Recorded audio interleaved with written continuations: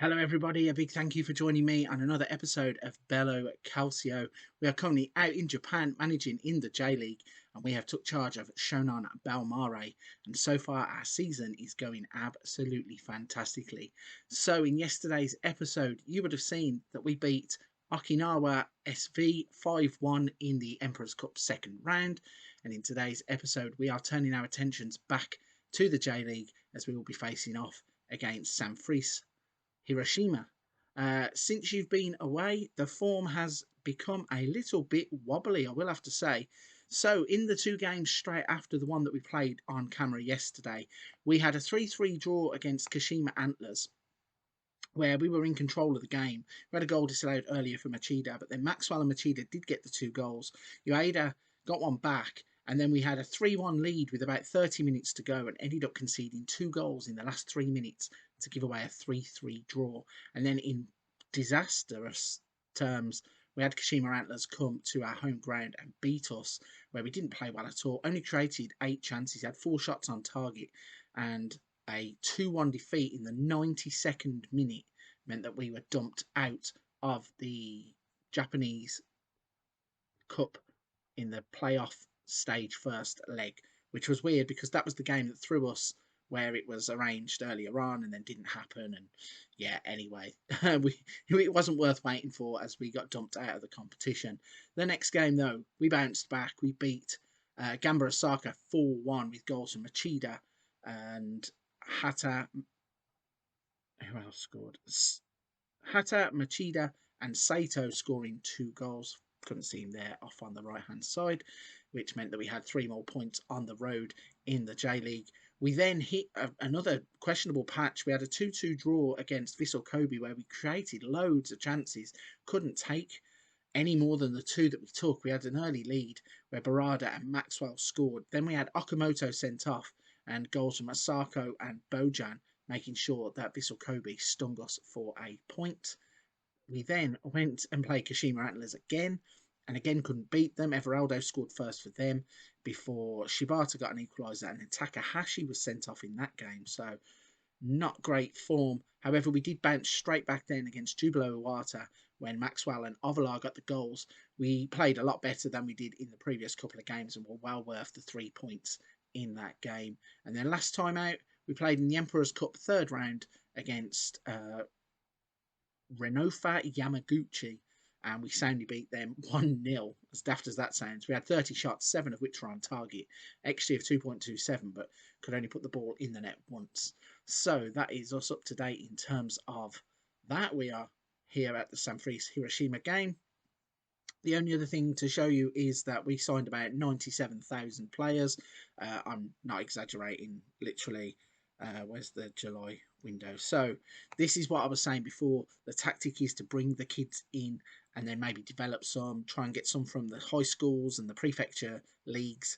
So we signed Luis Fernando from Atletico Mineiro. He's a Brazilian, so he's one who's in the under-21s at the moment, looking to break into the first team. We then have 1, 2, 3, 4, 5, 6, 7, 8, 9, 10, 11, 12, 13. 13 under 18 players that have gone straight into our under 18s team. We had some interest in loaning them straight back out, but I wanted to develop them at the club. We then signed the following players. We signed Vitor from Visco da Gama on a free. Lucas Stevenson has come from Liverpool on a free. Tim Akinola came from Arsenal on a free. Bradley Ryan came from Chelsea. Joao Lopez from Arsenal. Eric Bugarin, he is a Spaniard. Where did he come from? From Wolverhampton Wanderers. Where has the transfer list gone? We then bought in Faizu Sangare. He was from Wolves as well.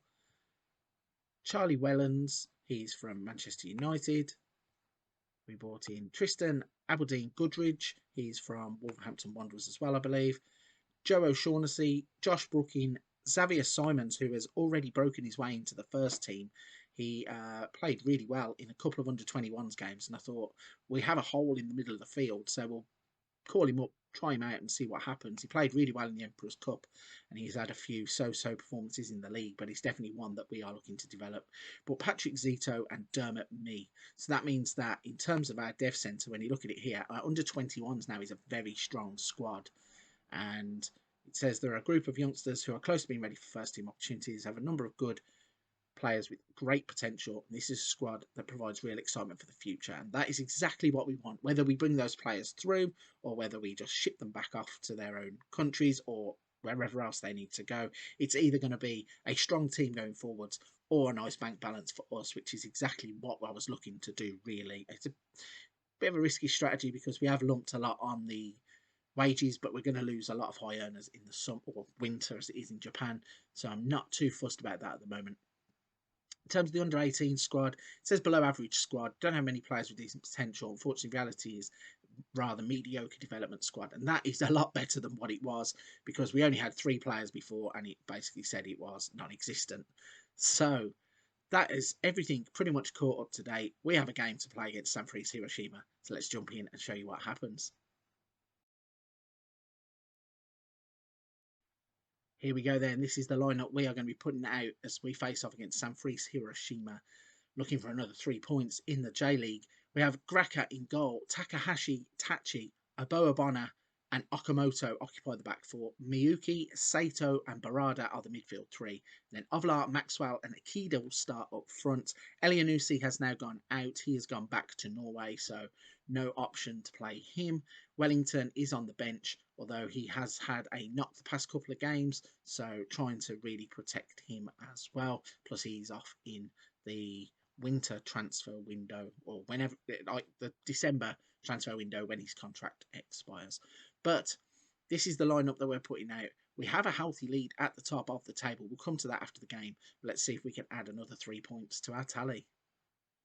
Here we go then. Match lineups, as you can see, we've already been through as playing our familiar 4-3-3 system, which has served us very well across the season so far. And Sanfreece have gone in a bit of a defensive formation there. It's like a 5-3-2 almost, and they are looking to hold. And as you can see from the league table on your screen, we now have a 12-point lead at the top. I was going to try and save that for the end of the episode and kind of do a big reveal. As you noticed, I didn't do it in the build-up to the game, but there it is for everyone to see. All of a sudden, we have exploded at the top of the table, and it's going to be hard for us to lose the title from there, surely. I know I said we had a dodgy patch of form, which we did with the draws and a couple of losses, but realistically, if we were to drop it from here, I would be tempted to resign and just finish the save at that point because we really shouldn't be losing the title. But what's going on the pitch? So we had an attack for Sanfreece Hiroshima. They had a corner. Maxwell's now broken away all the way down the left-hand side. Crosses it in for Sato. He has a volley, like on the half volley, and it's gone over the... In fact, it wasn't a half volley, was it? It was a like over the shoulder standing volley. That's what I'm looking for, a standing volley that he hits over the bar, and it's still 0-0. So not a lot really happening. We've had those highlights, but shots wise, we are looking like we're doing what we normally do. 5 shots, only 1 of them on target. So maybe we need to be a little bit more proactive in the shots on target. But in terms of the way we're playing, it obviously seems like we are still creating a lot of opportunities. And Takahashi is off down the left-hand side again, gets Ovlar involved. He then lobs the ball over the top, looking for Ovlar again, but it's intercepted by the defender. And then they have hit it pretty much aimlessly over the top. But Douglas is going to get there for them. Plays it back and it's crossed in. They've got Junior Suarez, I think that said, in the box. But the header is clear. But it's not gone far enough as Hiroshima are on the turn. But we take the ball back now in the midfield. And Barada is knocking it about on the just outside of our penalty area. And they're still knocking it about. But the ball over the top is a long ball that goes through to Ovlar. He's now going to try and cross it in himself.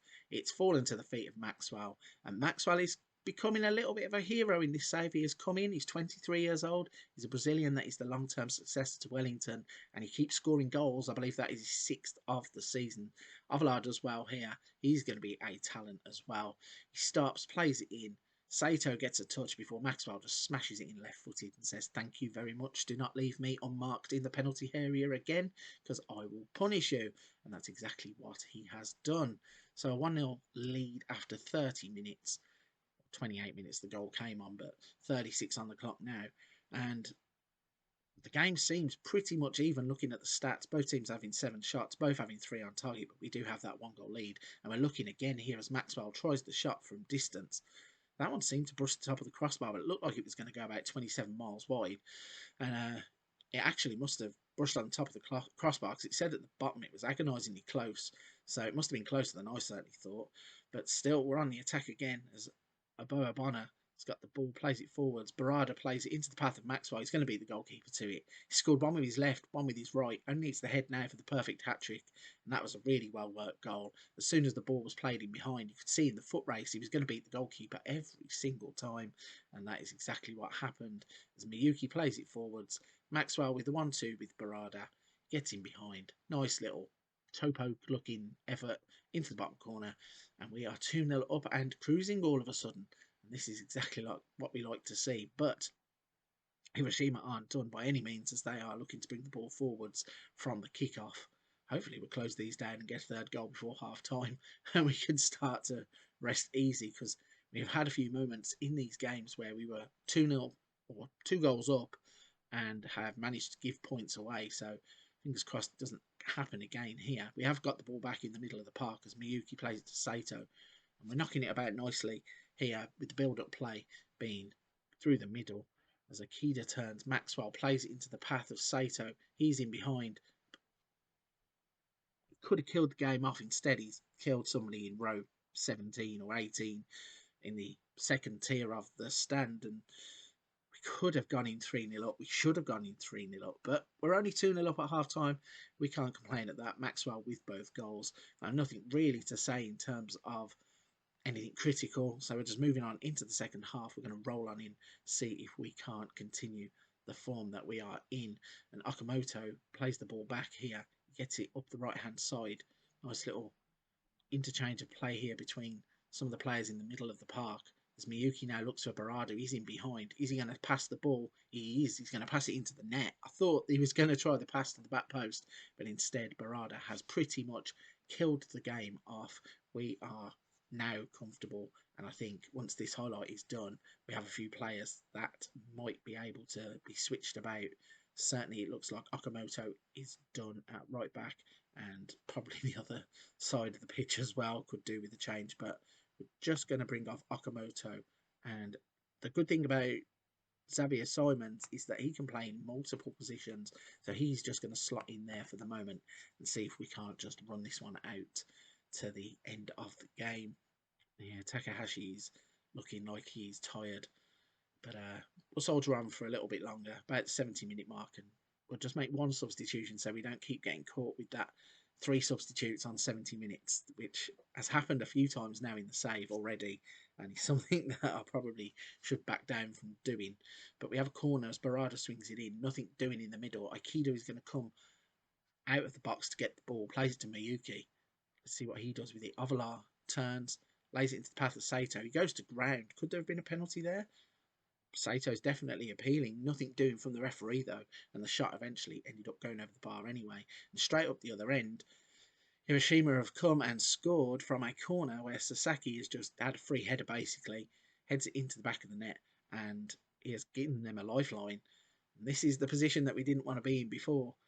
Saying we'd had 2-goal leads, or 3-goal leads in this case, and blown them. Hopefully we'll just go up the other end, which we're doing, and score another. That would be very helpful as Miyuki plays it to Sato, to Barada, who hits the top of the crossbar. The ball bounces. Goalkeeper and defender nearly calamitously let the ball bounce into the net. Luckily for them, they've hoofed it away. And yeah, that could have been a very funny moment. We are going to make that change. Takahashi is going to come off, and we are going to make both substitutions in our wing-back positions. And there is 18 minutes left in the second half. So hopefully we're just, as I keep saying, we'll just ride this one through. But Hiroshima keep coming forwards. They're in behind again. Len Pearl lays the ball into the pass of Junior Santos, who smashes it over the top of the crossbar. Not too sure how. In fact, it must have been a save. I must be doing Greco a disservice there, because it's given them a corner. And from the corner, they've swung it in, and then what is that? That's one of the worst passes I think I've ever seen on Football Manager. He's literally just lumped it to the corner flag, not even looked for his teammate, and given us a goal kick to ease a bit of the pressure. But we are now looking to break away with Xavier Simons. He plays it into the path of Akida and then gives it him back. Aboa Bonner plays it to Miyuki. He's playing well. He's like that anchor man position for Miyuki. He's a bit like a quarterback. He just kind of steps back and launches the ball forwards. He's the one that makes all the plays go. What's going on here? I think we're going to get a penalty for handball, and I think that means Maxwell is going to be taking this penalty to try and score a hat trick. Let's have a look. Penalty is awarded, yeah, so Maxwell steps up with the penalty, side foots it into the corner of the net. No giving away points in this game. That's a 4-1 lead. And unless something absolute disastrous happens, we are going to be taking another 3 points in the J League. Goalkeeper guesses the right way, just cannot get down in time, can't get near the ball. Maxwell with the nice finish from the penalty spot. So then, this has turned out to be quite a comfortable victory. It didn't look that way. Certainly in the first half, we were quite quiet and things looked balanced. And then as soon as the goals have started flowing for us, we have just continued to score. And defensively, we have been sound despite that corner kick, which we let them score from. And we've conceded another one just as I'm saying this. Team Lemperle has scored. It says Asano showed great vision. I'm not too sure about that. The defending everybody kind of just stood there. He beats his man and then just swings the ball in left-footed. And Lemperle, I suppose nothing really the defender could do. Lemperle's just peeled off of his man and met the ball as it's in the air. So 4-2 the score. We have 5 minutes added on, and there's something going to happen straight from kickoff. As Mori has the ball out on the left-hand side, it's a ball over the top into the path of Sato. What can he do with it? He turns back to Avalar. Avalar to Miyuki. Is the ball going to come? It's Barada. He's going to hit it from distance, and Barada kills the game off once again. So 5-2. What a finish. And Barada is doing his bit to make sure that we definitely aren't involved in an end-of-game shootout. It's a great piece of work. Avalar stops the ball, plays it to Miyuki. He sends it into the path of Barada. He hits it right-footed into the bottom corner. Goalkeeper cannot get down and save it. And hopefully that is going to be the end of the game. There is still 4 minutes left. There is a throw-in. Let's see what happens. They've crossed it into the box. Junior Santos is there, and Thierry has made the great save in goal.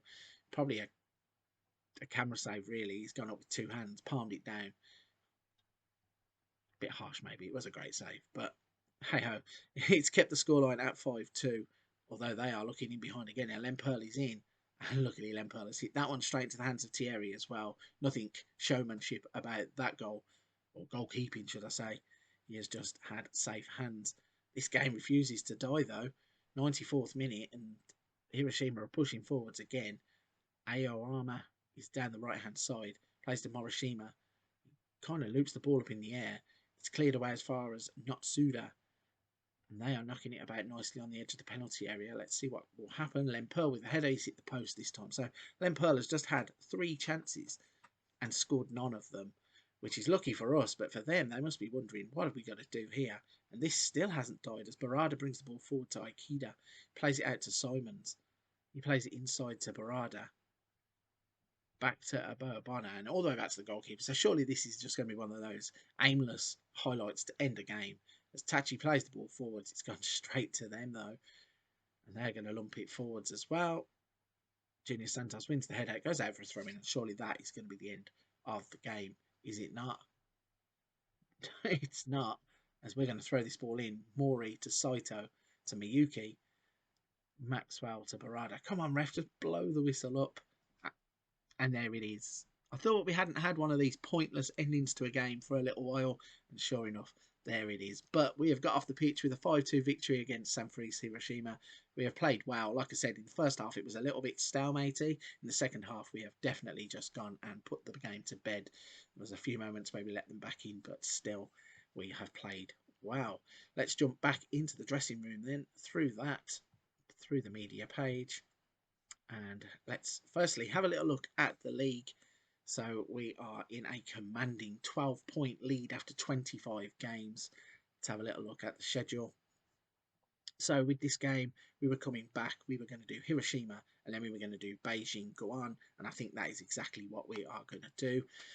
So this has been at times, edgy win.